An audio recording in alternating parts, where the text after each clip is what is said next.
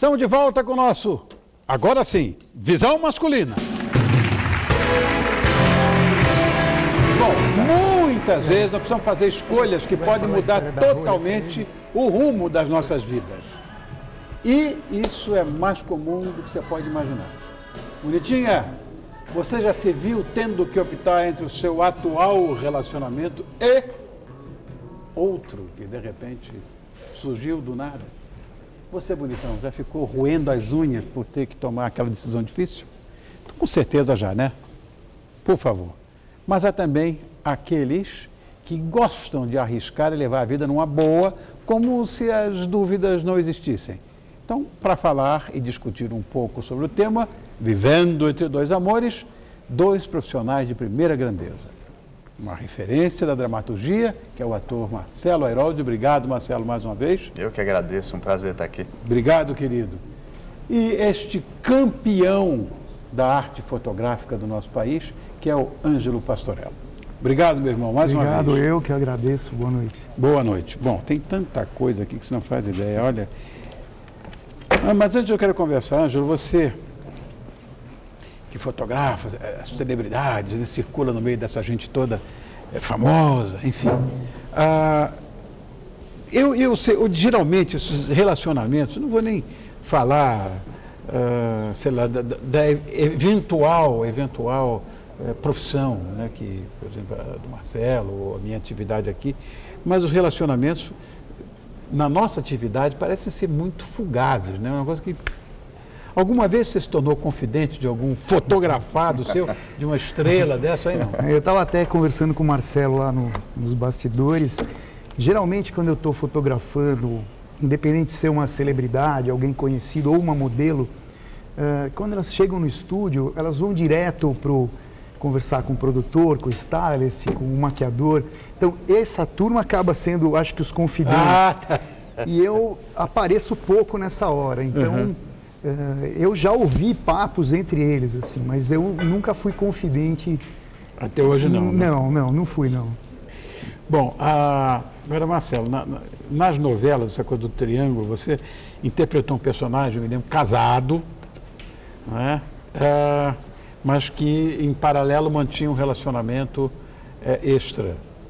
Muito bem. Com a prima. Com a prima, exato. Não é incesto, com o primo não é, mas você mantinha uma aventura amorosa. Prima da esposa, na verdade. Bom, é verdade.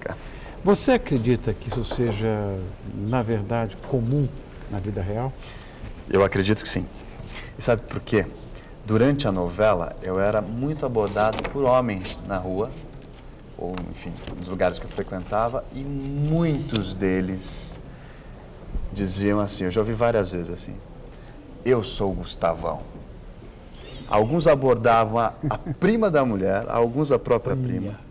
E outros era assim, cara, eu sou igualzinho a você o personagem, sim, claro. Não estava falando de mim, mas eu sou igualzinho a você. Então acho que isso reflete um pouco, pelo menos, o desejo dessas escapadas, dessa coisa que às vezes aumenta a autoestima, que às vezes dá um frisson, um relacionamento que às vezes está mais cansado e tudo, mas eu acho que é muito comum, sim. Nas novelas, esse chamado triângulo amoroso, você viveu isso, eu acho que é um ingrediente obrigatório em todo o folhetim, em todo enredo, né? Sei lá, essas coisas de amores impossíveis, arriscados, é isso mesmo que eu estou falando? É o ingrediente obrigatório mesmo? Olha, eu acho que assim, que se você for pegar em quase todas as novelas, isso acontece de alguma forma, sempre aparece. Mas também aparece na dramaturgia e desde a Grécia Antiga, né? Se a gente for pensar bem, Medeia, sim, não é? Sim. Medeia ou Gota d'Água, quando o Chico reescreveu, é uma trama de um homem que se separa da mulher para ficar com uma outra mais jovem. Então isso é milenar.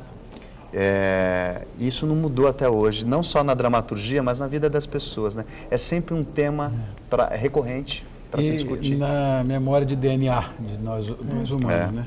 Embora, por exemplo, como eu estava falando, de eu não participar, de não ser confidente, mas isso fica subentendido, é subliminar nas conversas que a gente ouve no trabalho, né? Então, a gente acaba ouvindo de várias vezes, várias pessoas comentando esse triângulo, né? Ou então, como ele falou da novela, as pessoas se identificam com algum personagem e acabam falando da vida própria, né? Então, claro, no meu caso era um núcleo cômico, né? Mas às vezes essa situação é trágica, né? Lógico, difícil, seria trágico se não fosse cômico e vice-versa. É verdade. Agora ele tem uma atividade, mas é uma coisa horrível. É fantástico. A atividade dele é uma tragédia. São aquelas mulheres bonitas, com roupa nenhuma, né? É para invejar mesmo. Agora, bonitão, você que está me vendo aí, você já está careca de saber que a vida é feita de escolhas. Isso é uma coisa que eu já cansei de falar também, estou sendo redundante até. Já aprendeu que toda escolha também acarreta em uma perda. Também já falei isso para você. Às vezes a escolha é tão complicada, essas escolhas que têm que ser feitas, que acaba virando um dilema. Nessa vida, essas coisas acontecem e a gente perde o sono quando tem esse dilema. Vocês já passaram por isso? Estou falando com ele ali que está vendo que aquele que disse que você é o espelho dele ou vice-versa, que ele espelhou em você. Já passaram por isso? De não dormir à noite, um dilema, para onde eu vou? Não vale mentir, hein? Não, já passei sim, claro. Quando a gente está apaixonado, né? Quando a gente está ou achando que está apaixonado por alguém, a gente perde o sono. A primeira coisa que me acontece é perder o sono. Então, isso acontece, isso é normal. É bom, inclusive, para a vida. Será que é por isso que eu tenho insônia? Você é um homem apaixonado pelo que faz, também, não é? Também pode ser. Não, sou apaixonado, sou homem de uma mulher só.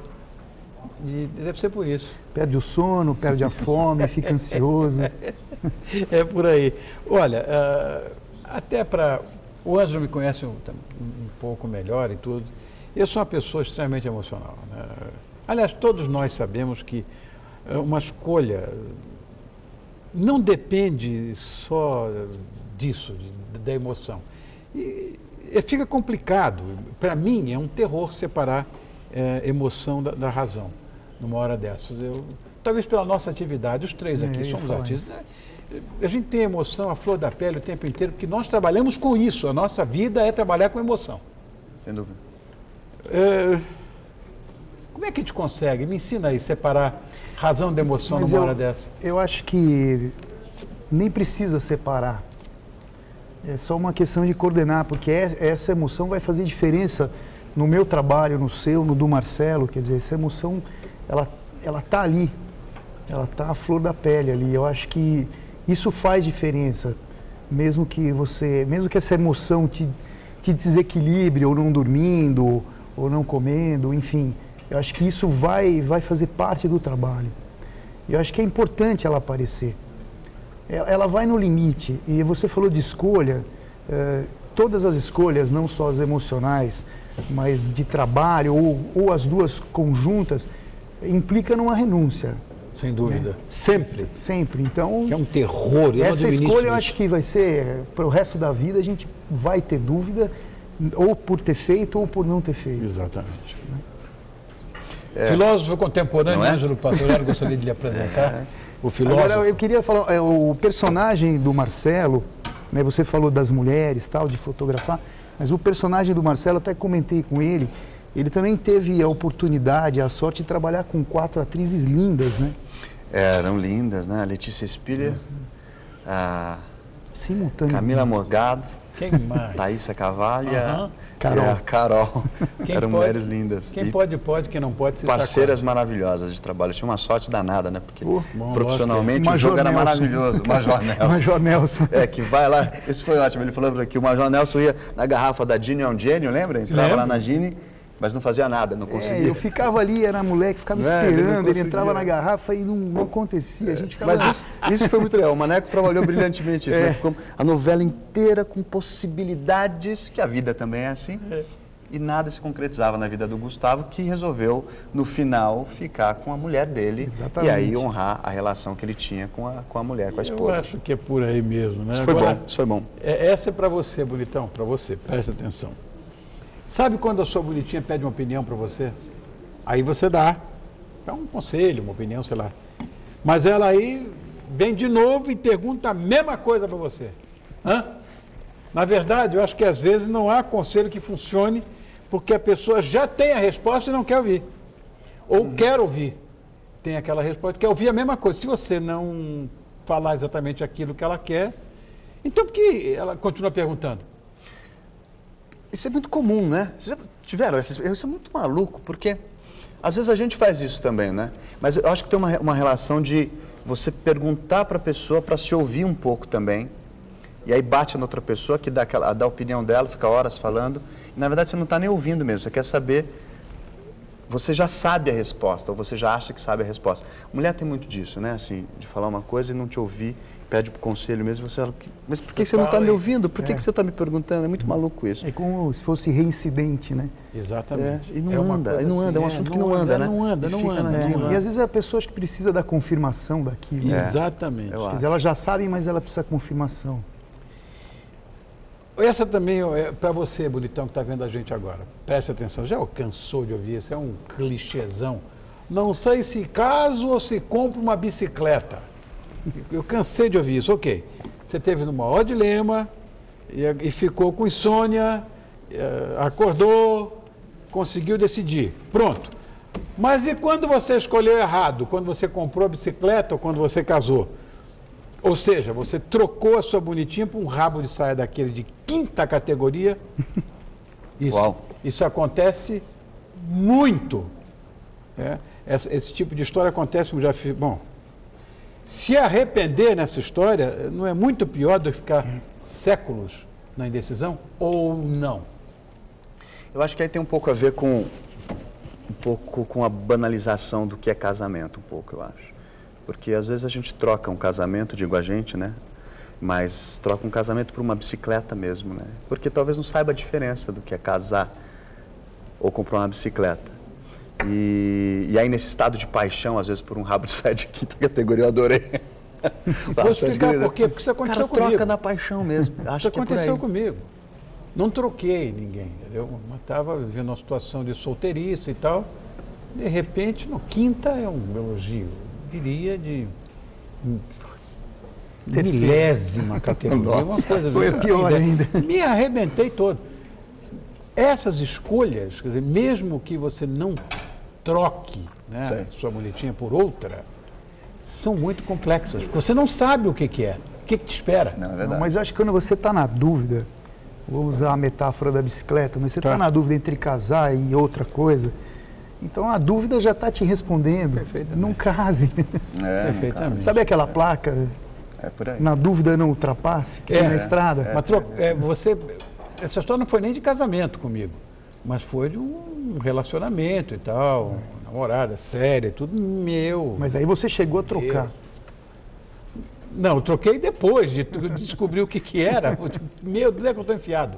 Né? Por isso que eu estou fazendo essa pergunta. Mas essa história do você vai trocar o certo pelo incerto, a tendência é trocar pelo incerto mesmo. As pessoas fazem isso. É mesmo, Marcelo, eu também acho que é. As pessoas vão e fazem isso pelo incerto. Eu não estou nem julgando absolutamente. Mas essa agora, é a risco, porque é novo, né? É o risco. É o risco, o perigo. Isso é importante, as pessoas vão atrás disso, sem dúvida. Isso é excitante. Agora, tem muito marmanjo, não quero ser também radicalizar nessa história do gênero, muita marmanja também, aspas, nisso, que adora ir levando os problemas, empurrando com a barriga os problemas, acreditando numa solução mágica, né, que vai cair do céu. Não vai.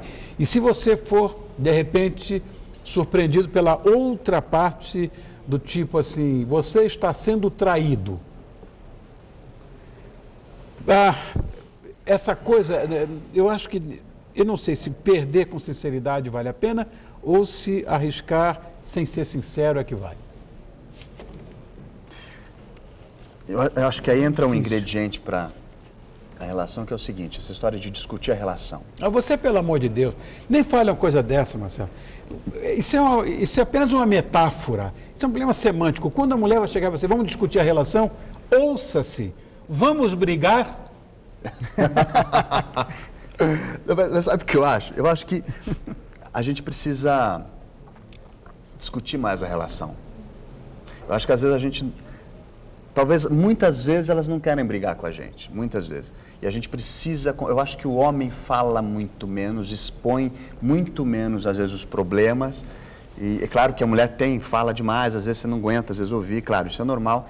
Mas eu acho que tem que escolher alguns momentos da relação, quando é longa, para ter conversas, discussões e reavaliar coisas do dia a dia para não chegar nesse ponto de se surpreender você está sendo traído agora. Então, às vezes, a gente precisa abrir um pouco mais, ouvir um pouquinho mais, discutir essa chatice, inclusive, que às vezes mas para não chegar nesse ponto. Senão, às vezes, acontece mesmo. Aí, falo, mas será que isso a gente tem controle? A gente não tem esse controle, não tem. Esse time de discutir. É complicado, né? Porque ele não se repete igual. Almodóvar fez uma coisa genial, que é o Fale Com Ela. Sim, né? Ele fala disso pra gente. Uma das coisas é isso, né? Ouvir falar com ela, falar com ela. A gente às vezes ouve e cala a boca, porque, puta, eu não vou nem responder a isso. E eu acho que falta um pouco o falar com ela pra gente chegar num outro ponto aí do relacionamento hoje em dia. Isso tem a ver com aquele... A gente estava conversando sobre tempo, né? Sobre o time. Você falou dos 45 minutos para 1,5 segundos, né? Sim. A gente estava falando sobre esse tempo. E off, que não fala nada aqui. A gente estava... Vamos falar disso. Vamos falar disso. A minha peça chama-se 1,5 segundos, dura 1,5 segundos, mas eu levo 45 minutos para falar. E aí a gente tem essa relação, porque aí eu falei para ele, a gente estava falando do blow-up, da foto, refotografando, que é uma questão de tempo também. E esse tempo de conversar, de discutir, é complicado, porque a gente não consegue... Você não consegue repetir isso, ele se apresenta cada vez de uma forma diferente. Sim, verdade. Às vezes você não tem tanta paciência naquele momento, mas vai ter um dia depois, 2.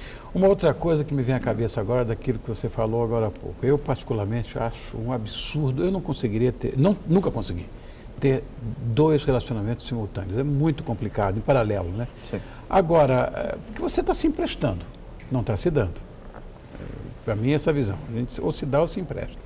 Agora, aquilo que o Ângelo falou, que eu acho importante, o risco, aspas no risco, que move, né, muitos relacionamentos extraconjugais, porque tudo é proibido, como ele falou, é mais gostoso. Eu não sei se isso é, o perigo é uma coisa excitante, não sei.